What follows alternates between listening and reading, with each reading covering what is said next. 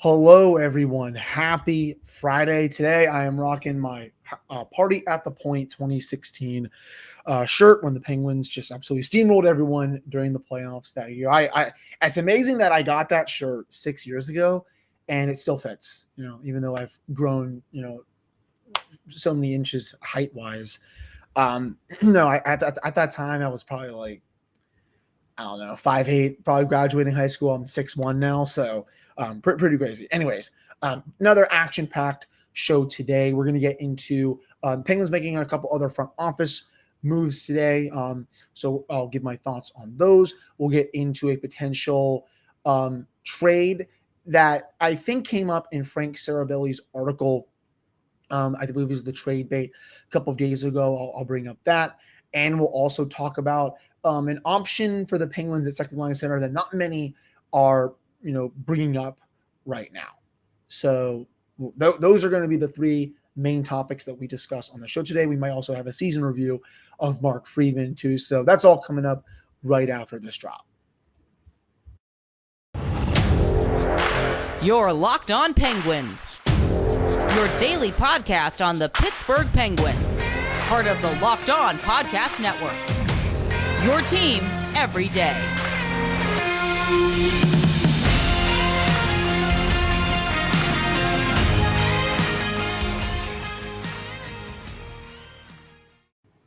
Hello and welcome back to another episode of the Locked On Penguins podcast. I am your host, Hunter Hodes. Remember to follow me on Twitter at Hunter Hodes. Follow the show's Twitter at LO Penguins. And of course, thank you all so much for making this your first listen of the day. So earlier on Friday afternoon, we'll just get right into the two Penguins news, the two front office moves that the Penguins made today. So Tom Kostopoulos, he has been named the director of player development for the team, and Madison Nickel is now the new video coach, replacing Andy Saucier, who of course got his promotion. I'm pretty sure Saucier is still going to be doing most of that stuff, but if his new duty takes up much more of his time, I'm sure Nickel will be just fine with that because he's been basically learning under Saucier for a while now. Yeah, he spent the last 3 seasons as the Penguins assistant video coach from 2019 to 2022. Before that, he spent 3 seasons as Wilkes-Barre's video coach, 2016 to 2019. He's also worked with Boston College. So he has a lot of experience with being a video coach. He has been Andy Saucier's right-hand man. I don't really think much is going to change. I think this is a good move.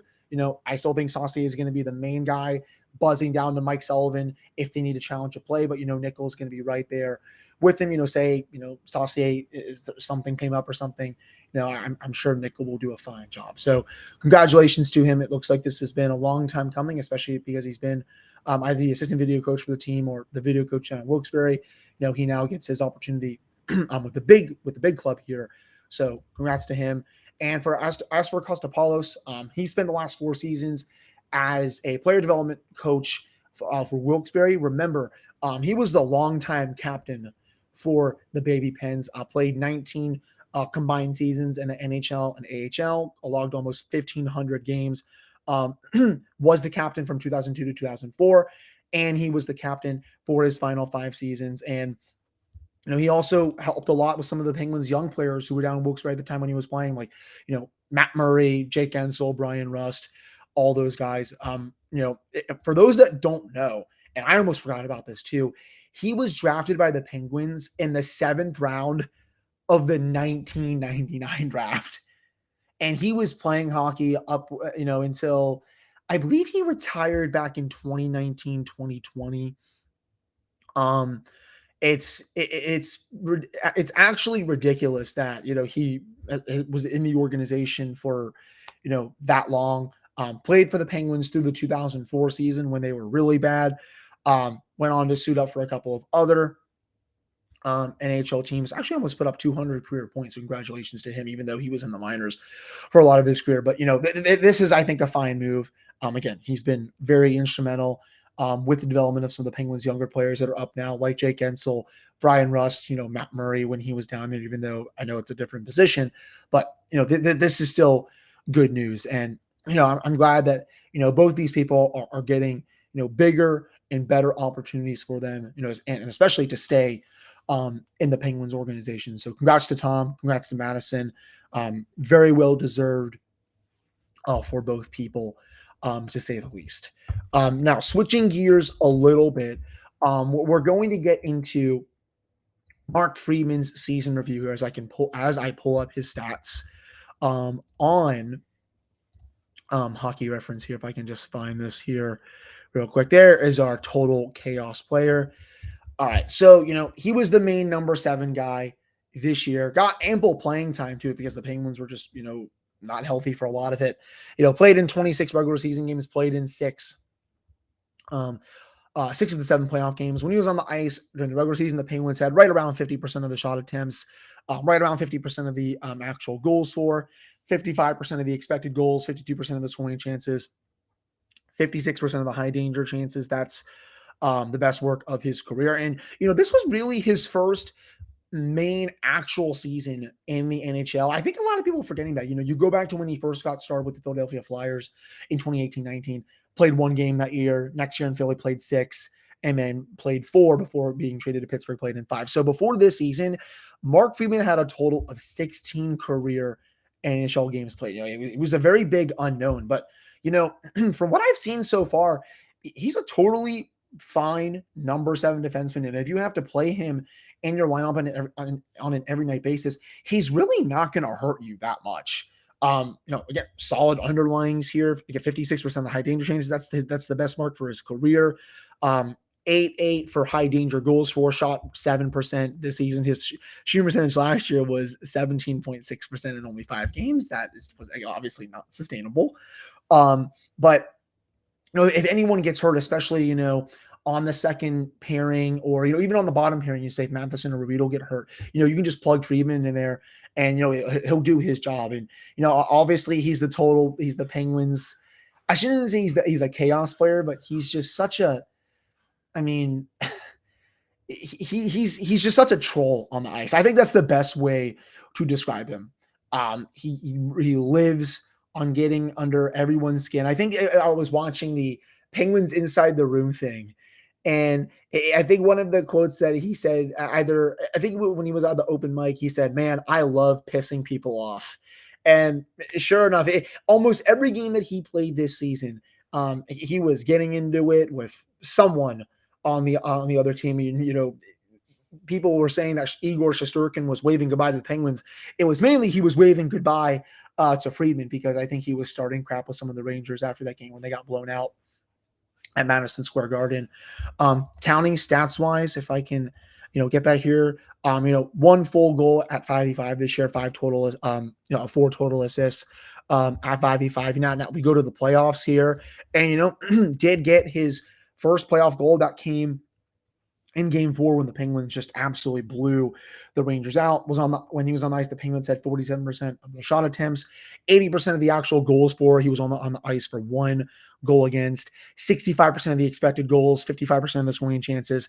He was also only on the ice for 6 high danger chances against. Very, very solid numbers from him.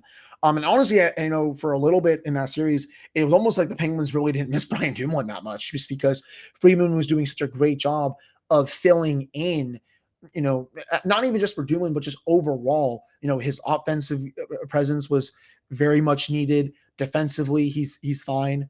I think, I know I wrote that Chad Ruido was the better option at the number 6 spot last year, and I still think he is. But I'm not saying that Friedman is no slouch. I think he's a good, serviceable player who can come in, play like he did last year, 26 to 30 games as number 7 defenseman. If you need him to play half the season or probably maybe 2/3 of a season, I think you can get away with it too. He really did not hurt the Penguins at all last season, and I'm excited to see what he can do for next season. I have to think right now he is probably going to be the number 7 defenseman again. Even if the Penguins do trade another defenseman, I think they'll be bringing in someone else from the outside from another team to replace that defenseman. I don't think Friedman is going to get that opportunity. At least that's my opinion. So that wraps up this first segment of the today's episode. And as for Friedman's grade, I'll give him a solid B. this year. Probably exceeded my expectations a little bit. Not as much for an A because, we didn't get as big of a sample size as maybe I wanted to. But, I think a solid B sounds right to me. Now, coming up in the next segment, we are going to get into that option for a second line center that I don't think enough people are discussing. But before I get to that, BetOnline.net is your number one source for all of your betting needs and sports info. You can find all the latest sports elements, league reviews, and news, including this year's NHL playoffs and Major League Baseball. BetOnline is your continued source for all of your sports wagering information, including live betting, esports, and more. And BetOnline.net remains the best spot for all of your sports scores, podcasts, and news this season. It's also the fastest, easiest way to check in on all your favorite sports, including MMA, boxing, golf, whatever you watch. Head to the website today or use your mobile device to learn more about the trends in action that has been online where the game starts.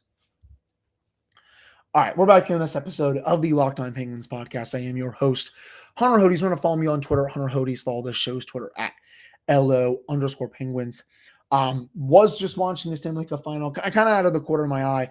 And Darcy Kemper probably just allowed the worst goal I think I've seen a goalie allow during these playoffs. Maybe that's not Louis Domingue.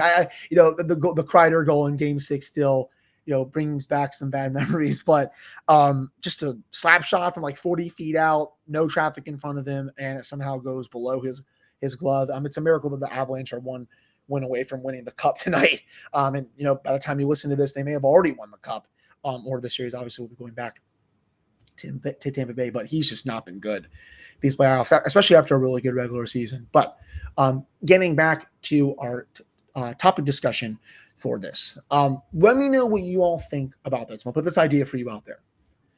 What if, say the Penguins cheap out on Evgeny Malkin. They don't want to pay him $7.5 to $8 million. They're like, hey, you can go chase your money somewhere else we think it's too much of a risk. Say they feel that way. What if the Penguins re-sign Evan Rodriguez, put him at the 2 center, and then bump a couple guys up or potentially sign another center free agency, and then use the money on one of the big wingers in this free agent class, like a Philip Forsberg, like a Johnny Gaudreau? That would be interesting, right? You could roll a Gensel, Crosby, Russ first line, and then you could also roll especially if you have that cap space from Evgeny Malkin, that 9.5 million. Even if you bring back Kris Letang, you can again. I want to keep Evgeny Malkin, but stay with me here on this hypothetical. You gain that 9.5 million. You give most of it to someone like Forsberg, who maybe want 8. I don't know, 8 times 8, something like that, or maybe like 6 times 8. And you put him on that second line with an Evan Rodriguez. And, say you also bring back Rickard Rakell. If you can get him below $4 million, that would be nice. Obviously, the Penguins will have to make other moves from the salary cap, trade out a defenseman to make that work, especially if you are bringing back Kris Letang and then potentially figuring out who you want to bring in from the outside. Defensively, a lot of moving parts in that situation. I am trying hard not to sound like someone who just plays a bunch of NHL 22. I know that the cap works here, people. But, then your second line is definitely cooking with something there. An elite winger in Forsberg, a pretty good center in Rodriguez, who almost had a 50-point year, a decent winger like Rickard Rakell. If you don't bring him back, maybe you sign someone else in free agency, or you can just elevate Danton Heinen up there, pay him, and then voila. Honestly, that's a pretty decent second line. If you can roll out Heinen, Rodriguez, and someone like Philip Forsberg, who's a right shot, I would say I would be, even though I'm someone that is not happy with Malkin leaving, I still think that's a decent second line. Now, is it a massive downgrade going from Malkin to Rodriguez? Yes. Especially because, Rodriguez was, obviously not the same player this year. I think, Danny Shirey summed it up best when he was writing about Rodriguez for the drive to net this year. Rodriguez before January 8th played in 33 games, 15 goals, 30 points at 64% of the expected goals. After that, for the second half of the season, played in 49 games, 4 goals, only 13 points, 54% of the expected goal share. While that stat is good, the 4 goals and the 13 points is not. He was a totally different player, was not consistent at all. Where is that middle ground? And if you can, if a middle ground can be reached and he produces, maybe not as bad as he did in the second half, and maybe not as good in the first half for a full season. And you bring in an elite winger like Forsberg who can put the puck in the net, very well. And you potentially bring Heinen back, who also just set a career high in goals this past year. That's a pretty damn good second line, to say the least. I would be surprisingly happy with that. And, you don't have to go out and overpay for Vincent Trocheck, which is a very Ron Hextall move. I've seen so many people throw that out there. Yes, I know it's a great hometown story with Trocheck, but at the end of the day, he's probably going to make too much money on the open market. And, you're also not guaranteed of even signing him, just like, you're not guaranteed of bringing back Forsberg. I'm mainly just doing this for silly season reasons, but, it does make sense in a little bit of ways. That top six is still pretty decent. And then your third line, you can roll out, potentially you can have Teddy Bluger down there, or, you can have, Teddy Bluger be on the fourth line, you can have Jeff Carter on your third line. You can have, if you want to bring back Kasperi Kapanen on a very cheap contract, you can maybe have him there. If not, you can go out and sign a third line winger to play with Carter. Potentially elevate Drew O'Connor to that line. Fourth line, you can roll back Teddy Bluger with Brock McGinn and whoever else you want to put on that line defensively. You have most of the defensemen you're going to be playing with next year. If you do bring back Kris Letang, that's even great. That's even better. And you always have Tristan Jarry in net, and potentially you have a backup ready to go. All of a sudden, you know that there are pieces here to work with. Even though the Penguins are not, paying Evgeny Malkin in this circumstance, they're still getting a pretty good goal scorer in return. And, they're bringing back Rodriguez, who, they can afford just because of their salary cap, constraints. So, let me know what you all think about that. Would you sign someone like Forsberg or Gaudreau to come in, for Malkin's contract and potentially re-sign Rodriguez to be their center? Or would you rather overpay for someone like Trocheck or Nazem Kadri? And, I would be very down to sign someone like Kadri, but, he's probably going to want, $9 million plus or something like that. He'll easily get over 8 with how he's played this year. I just don't think the Penguins will want to give out that kind of money for someone like Kadri, because, what if he doesn't produce the way he did for the Avalanche next season if he signs with Pittsburgh, or, honestly, whoever he signs with? That's the big concern I have with him. So it would definitely be intriguing. It's something that, I've seen brought up by a couple of people in the Penguins community. Want to give my thoughts on that on the episode. I'm glad I've been able to do that. So, let me know in the comments on YouTube. Let me know, send me a DM on social media if you have it. Would you find that, acceptable for the Penguins as they potentially search for a new second line center and they add an elite winger? Or do you think they should just bring back Evgeny Malkin and maybe Rickard Rakell as well, and maybe find a way to bring back Kris Letang? Just let me know what you all think there too. Still have a little more to get to for this episode of the Locked On Penguins podcast. Coming up in the final segment, we're going to get into a potential trade target for a Letang replacement that was linked to the Penguins earlier this week. I have not talked about it super much on the podcast this offseason, but we're going to get to it now. This is what it comes to. We're at June 24th now. We're only a few weeks away from free agency and the draft and all that. I still have plenty of time to do a lot of other targets, but this is one of my favorite times of the year, as I get to talk about players around the league that likely won't be on the Penguins next year, but hey, you never know at this point. So stick around for that coming up in the final segment for today's episode. All right, I'm back here on this episode for the Locked On Penguins podcast. I am your host, Hunter Hodes. Remember to follow me on Twitter at Hunter Hodes. Follow this show's Twitter at LO_Penguins. So I saw this floated around from Frank Saravelli's trade targets. And at number 12 at the time, he had Jeff Petry. This would be a trade target with 6 goals, 27 points, 68 games last year. Contract-wise, 3 more years, $6.25 million per. And the scoop from Saravelli, last season was a write-off for both Petry and the Canadiens. Both the player and team struggled, and the Habs acknowledged that they would try to facilitate a trade to help Petry, whose family is still living in the United States, At the same time, the Canadiens know Petry didn't suddenly forget how to play hockey. The pandemic restrictions have lifted now, and they aren't willing to pay assets to move a player that is surely better than last season indicated. He will be a solid backup plan in Pittsburgh if the Penguins aren't able to bring back Kris Letang. I like Petry as a player. I would probably be down. This might be a hot take to some of you all, but maybe not. I think he's a better option to replace Letang at this point than Klingberg is. I mean, I think Klingberg's numbers.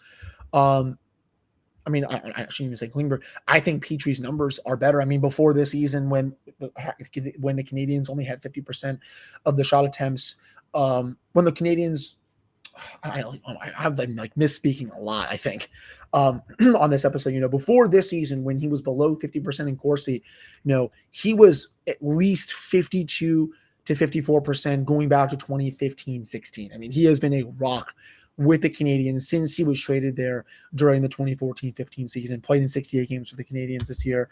49.4% of the shot attempts when he was on the ice, 49% of the actual goals for, 49% of the expected goals, 49% of the scoring chances. He was right around 500 for basically everything, 47% of the high danger chances, but only 38% of the high danger goals for. So his numbers did dip a lot this year because the Canadiens were so bad. But you go back to last season when the Canadiens went to the Stanley Cup final, 56% of the shot attempts for Montreal when he was on the ice, played in 55 games, 54% of the expected goals, 56% of the scoring chances, 54% of the high danger chances, 53% of the high danger goals for when he was on the ice. He is still a very good player. I think he just had a bad year on a really bad team. And the biggest thing for me is that, do the Penguins even have the assets to go after that player? And the other big thing is, why would you want to give up assets and potentially take on that whole contract? And especially when he has he had 27 points last year, when you can just simply bring back Kris Letang, and pay him what he wants, whether that's, above 7.5 to 8 million or something like that. Maybe Montreal agrees to eat half of his salary from 6.2, half of that's like